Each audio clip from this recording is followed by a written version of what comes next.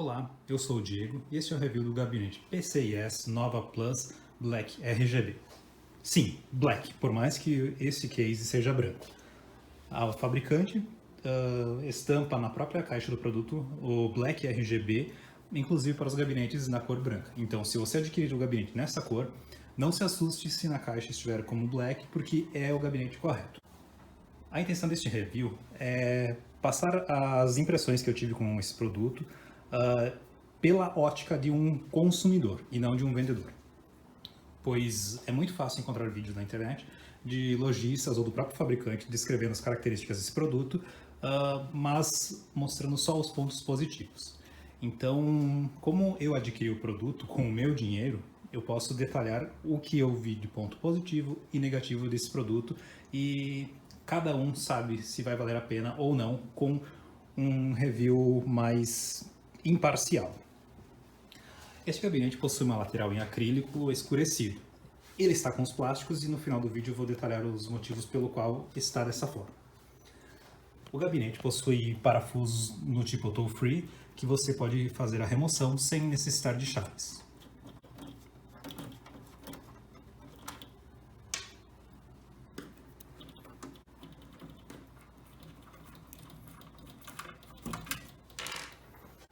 Então, removendo esses 4 parafusos, é possível fazer a remoção da tampa de acrílico e ter acesso ao conteúdo do gabinete. Vamos ver o produto pela parte interna. Esse gabinete já acompanha 3 fãs, esses 2 aqui na parte inferior e mais o da parte traseira, que são RGB e podem ser controlados tanto a velocidade quanto a iluminação. A parte da iluminação pode ser controlada tanto aqui pelo painel superior do gabinete pelo botão LED, quanto pelo controle que acompanha o produto. Há ainda a possibilidade de fazer o controle da iluminação diretamente pela placa-mãe, se ela tiver suporte aos LEDs endereçáveis, que seria aquele ARGB. As características desse gabinete, então. Ele permite a instalação de radiadores de 120 mm na parte traseira, 120 ou 240 mm na parte frontal e acaba por aí. Ele não permite colocar um radiador de 120 nem 240 na parte superior, porque o espaço disponível entre o teto do gabinete e a placa-mãe é muito limitado. Então, até com fãs convencionais, ele já chega a quase encostar na placa-mãe. Dependendo, então, de como é o cabeamento da placa-mãe, não vai sobrar praticamente nada de espaço, pois podem verificar aqui que o conector de 8 pinos da placa-mãe lá para alimentação do processador já chega a quase encostar nos fãs. Na parte das memórias até tem um pouquinho de espaço, que eu consegui até passar a mangueira do water cooler, mas já chega a encostar no fã da parte superior. Então, se a intenção é colocar um water cooler, talvez de 120 mm seja possível, porque daí ele iria ocupar o espaço até mais ou menos aqui assim, que daí ele só iria entrar em conflito talvez com as memórias se tivesse um dissipador maior. Esse gabinete, então, permite a instalação de 7 fãs, que no caso são os que já estão instalados, apesar de os 2 frontais serem de um radiador de water cooler. Aí vem com os 2 inferiores, mais o traseiro e, para finalizar, 2 na parte superior para a exaustão do ar. Organização de discos. Ele permite a instalação, então, de 2 HDs de 2,5 polegadas na parte frontal. No caso, eu só encaixei um SSD aqui para demonstrar mais ou menos como ficaria. Então, ele tem mais um espaço aqui para um SSD. Ele teria 2 slots para drives de DVD ou Blu-ray nessa parte superior, mas como a frente é totalmente fechada, não é possível fazer essa instalação. O que leva a entender que esse projeto de gabinete seja um reaproveitamento de algum produto antigo, porque faria muito mais sentido atualmente se não tivessem esses 2 suportes para drives e permitisse a instalação de um terceiro fã. O gabinete permite a instalação então de placas-mãe Mini TX, Micro ATX e ATX. No meu caso, está sendo utilizado uma micro ATX, então sobra um pouco de espaço na parte inferior, porque ele não chega até o final do gabinete. Dependendo da placa-mãe que você for utilizar, pode acabar dando algum conflito utilizando os fãs na parte inferior, porque no meu caso a placa-mãe acabou sendo bem mais curta, então ainda teve um bom espaço para deixar esse monte de cabos nessa parte inferior aí. Se a minha placa-mãe fosse até o final do gabinete, já não seria possível conectar o cabo SATA, o cabo USB do painel frontal. Esse gabinete possui então 7 slots de expansão para placas de vídeo e outros periféricos PCI.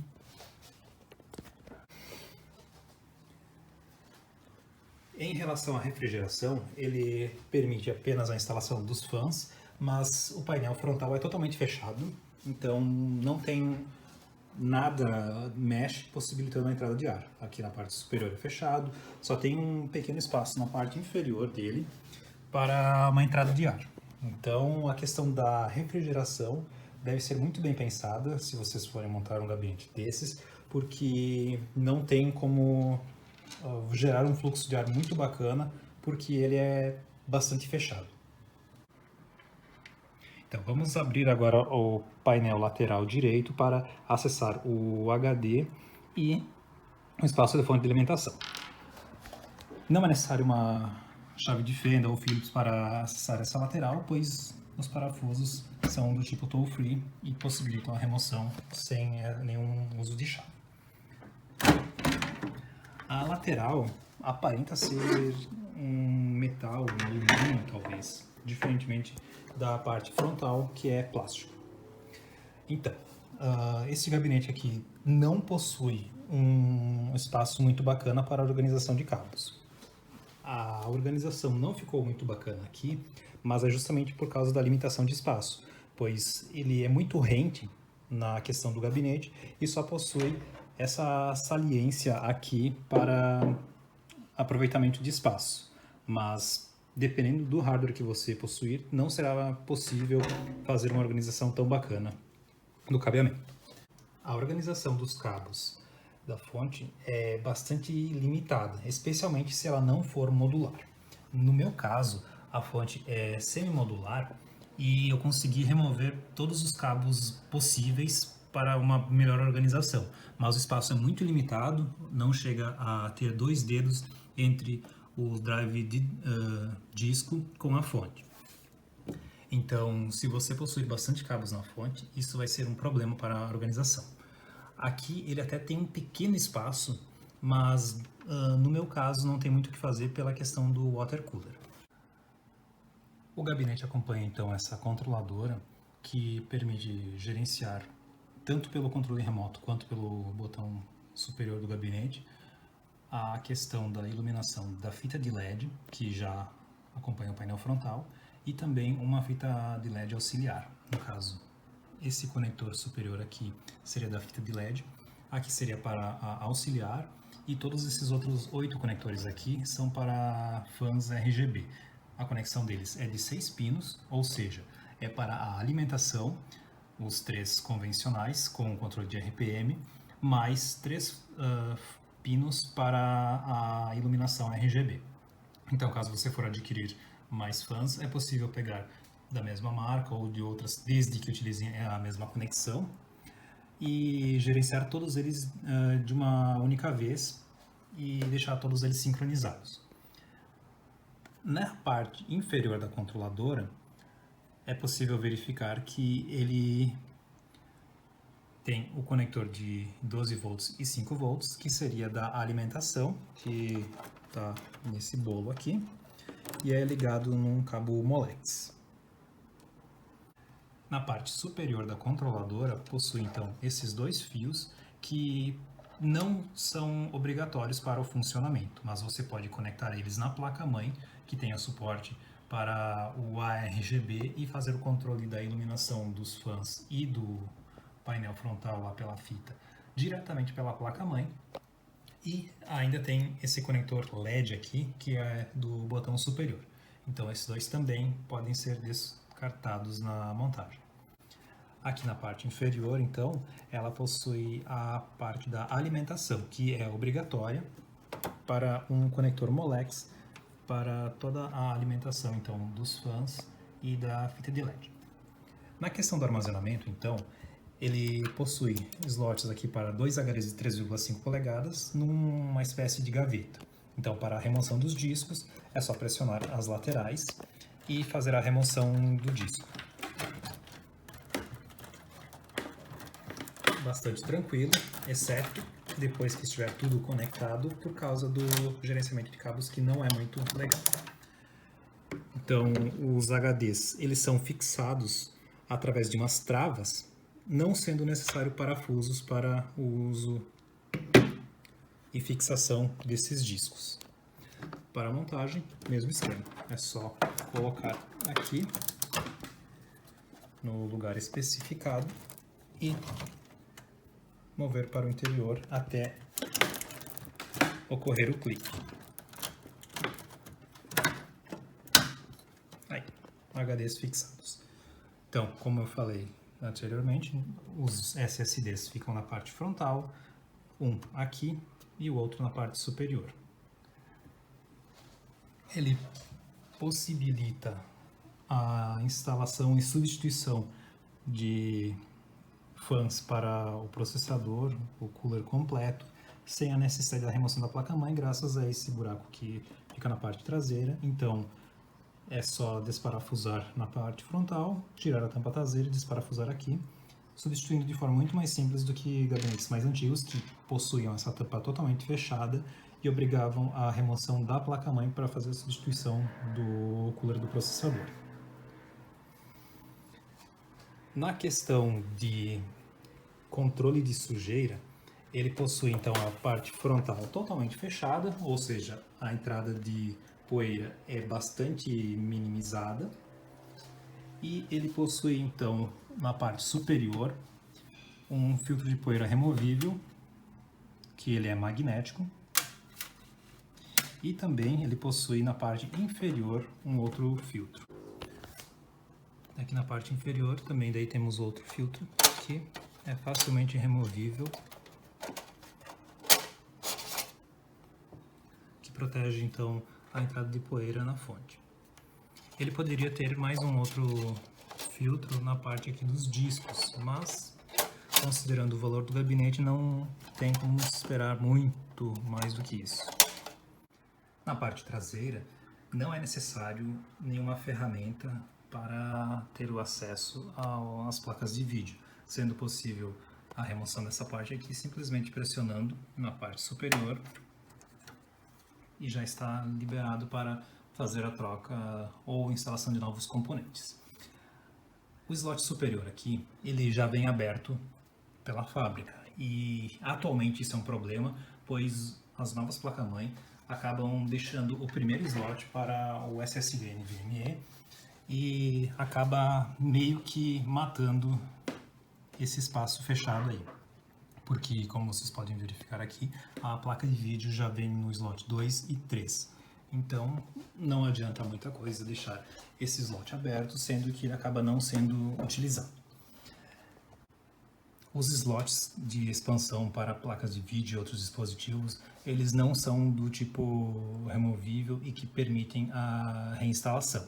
Então, se por acaso você fizer a remoção de algum para fazer a instalação da placa de vídeo ou de algum outro componente, caso deixe de utilizar o mesmo, não é possível montar novamente para fechar o slot. Tanto é que eu tive que colocar uma baia que eu tinha aqui de um outro gabinete para poder fechar o primeiro slot, já que a maioria das placas-mãe estão fazendo o conector PCI Express 16X no slot 2, ao invés do primeiro como era antigamente. Então, nesse meu caso, o primeiro slot sempre ficaria aberto, porque mesmo tendo removido o slot 2 e 3, eu não conseguiria aproveitar ele para fechar o primeiro, pois, como podemos ver aqui,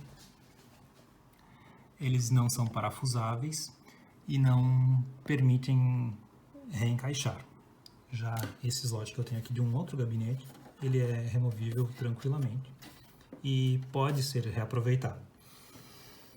Outro ponto que vale chamar a atenção é que a furação aqui para a fonte de alimentação não segue o padrão das fontes propriamente ditas, pois esse parafuso aqui eu coloquei apenas para enfeite, para não ficar perdido, mas aqui não vai prender praticamente nada da fonte de alimentação. Então eles poderiam ter feito ela um pouquinho mais fechada aqui para realmente fixar, apesar de que com 3 parafusos já está mais do que suficiente. Mas esse buraco aqui e esse acabam não sendo utilizados e talvez seriam de algum outro projeto, como eu mencionei anteriormente. Na questão de estrutura, o gabinete não fecha totalmente na parte lateral, então não é possível deixar ele apenas encaixado sem a presença dos parafusos, pois podemos verificar aqui que ele possui 3 guias para travar, mas apenas a primeira é que é encaixada no próprio gabinete. A segunda não existe e a terceira também não.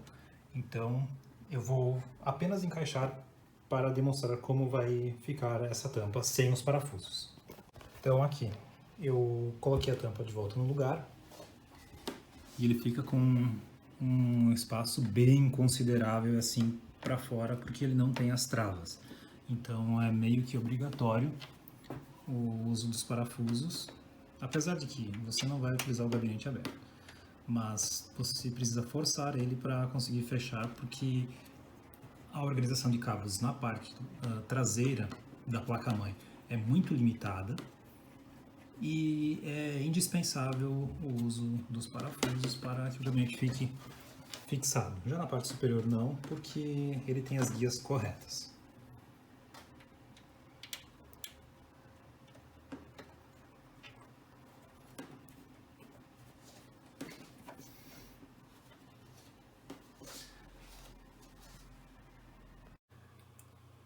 Vamos falar agora do diferencial deste gabinete em relação à concorrência, que é em relação à iluminação e refrigeração.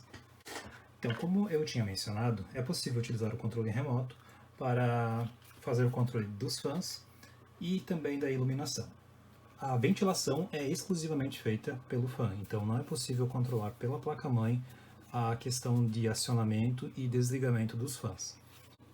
Então, para controlarmos a ventilação dos fãs que acompanham esse gabinete e dos auxiliares que forem conectados na placa-mãe, você vai utilizar necessariamente o controle remoto que acompanha o produto e pressionar esse botão fã mais ou menos. Então, isso faz com que acione a ventilação e daí, pressionando mais uma vez, é possível aumentar ou diminuir a intensidade.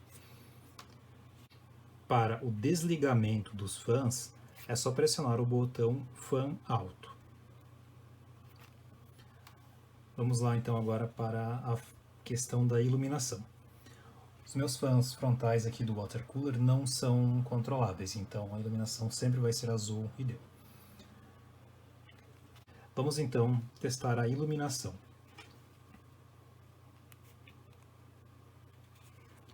Aqui a iluminação está controlada pela placa-mãe. É um azul e vamos fazer o gerenciamento aqui pelo software da Gigabyte, o RGB Fusion. Então basta escolher a cor e os fãs vão responder diretamente pela placa-mãe, assim como a fita de LED frontal.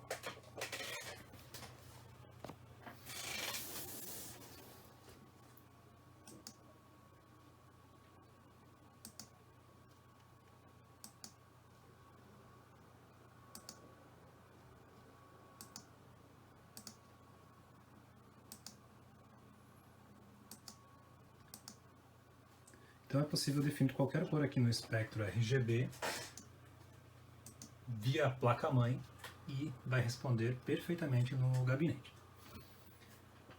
No software da Gigabyte é possível também definir oscilações aqui da iluminação, então ela vai fazendo uma pulsação aqui, modo flash, que vai fazer obviamente a iluminação ficar piscando. É possível definir a intensidade,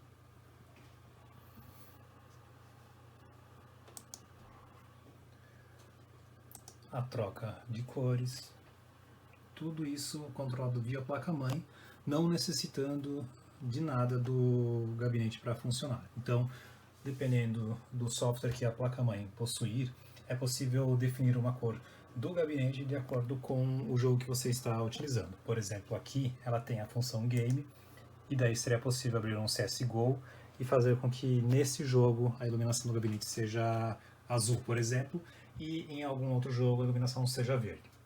Ele tem a função Música, que permite então a iluminação ser controlada de acordo com o ritmo da música. Eu posso definir qual é a cor que vai ser utilizada, ou definir aqui para ir alterando a cor, definir a intensidade, e basta dar um play na música, que daí toda a iluminação do gabinete vai ser controlada pelo ritmo da música.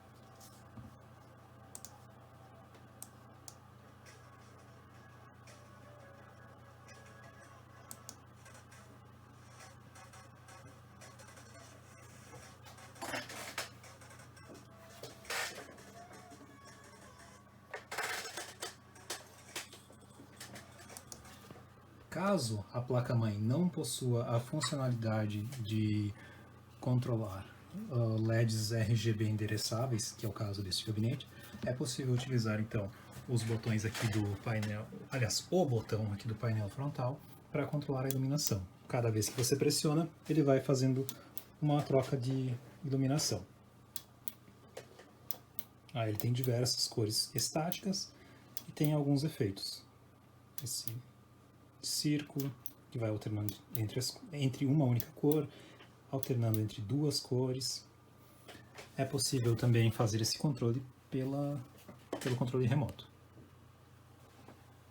Então, ele também tem diversos efeitos aqui.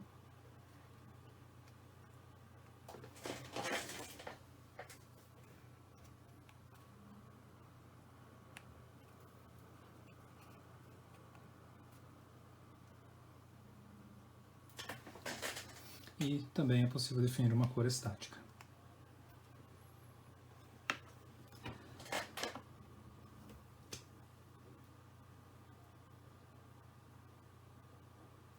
Caso você não queira iluminação, basta pressionar o botão aqui e desliga toda ela.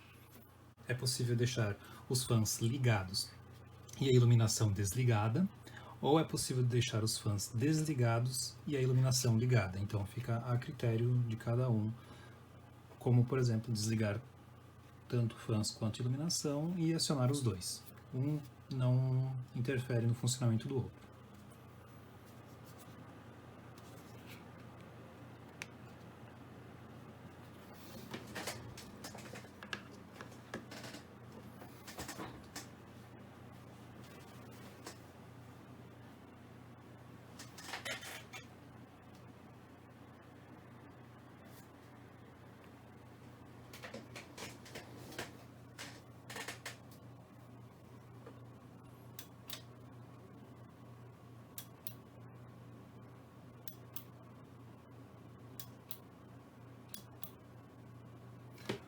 O motivo pelo qual no começo do vídeo eu falei que esse gabinete estava com a lateral ainda com os plásticos é justamente porque a controladora da iluminação RGB está com defeito.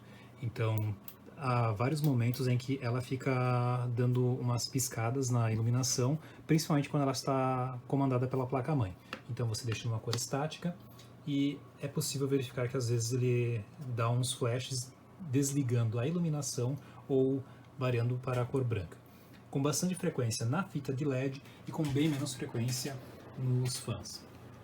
E como eu entrei em contato com a fábrica e não foi possível resolver esse problema, eu estarei fazendo a devolução do gabinete por causa da controladora, já que não foi possível que eles me encaminhassem apenas a controladora para a substituição da mesma.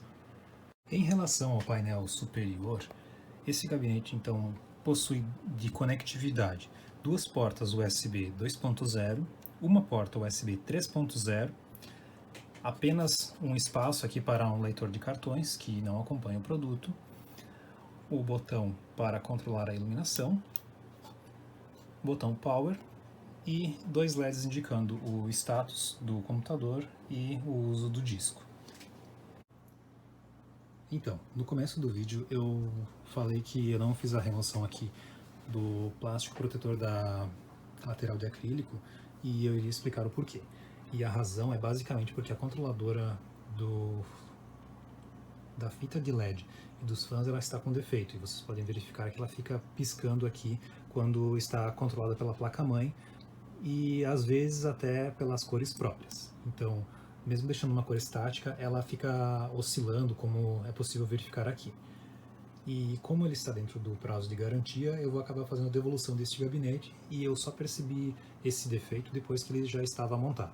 Então eu aproveitei para fazer esse review e, na minha opinião, se não fosse a questão do problema aqui com a iluminação e principalmente pela falta de espaço na organização dos cabos, diria que esse é um gabinete bem válido em questão de custo-benefício, pois é um dos poucos gabinetes vendidos nacionalmente ainda que acompanham os fãs, nesse caso 3, e estão em um valor pagável.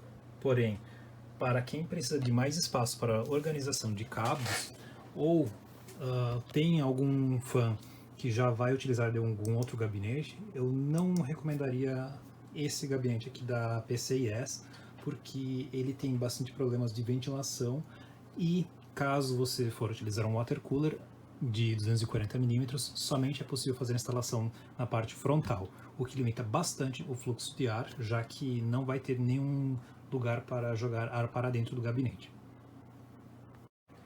Esse então foi o review do gabinete Nova Plus Black RGB.